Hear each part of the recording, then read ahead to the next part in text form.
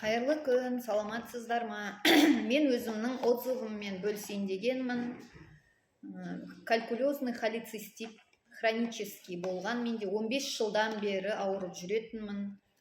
Мен өзім медик болғаннан кейін бұл бадыға сенбедім. Сосын УЗИға түстім басында. Ішетін кезде УЗИға түсіп, қандай не болып тұрғанын диагнозымды сақтап қойдым. Одан кейін ішіп бастадым. Витамарин А и Б, Застера каротен комплекс алып іштім. Еще спирулина деген продукция бар. Оны да қосып іштім. Сосын 15 күннен кейін УЗИға түсіп көрдім тағды. Сол кезде уже тастарым менде көп, бір үлкен тас еді, сол дробить етілген. Одан кейін бір айдан кейін түскенімде осы продукцияны ішіп болғаннан кейін УЗИда уже менде хронический калькулезный холецистит деген жоқ. Врачтардың өзі сенбеді. Қалай не может быть деп. Сонымен осындай результат көріп, соны сіздермен бөліскім келіп отыр.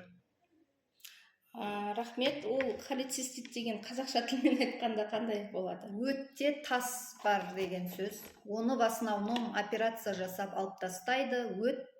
Тастардың негізі түрлері болады, әртүрлі.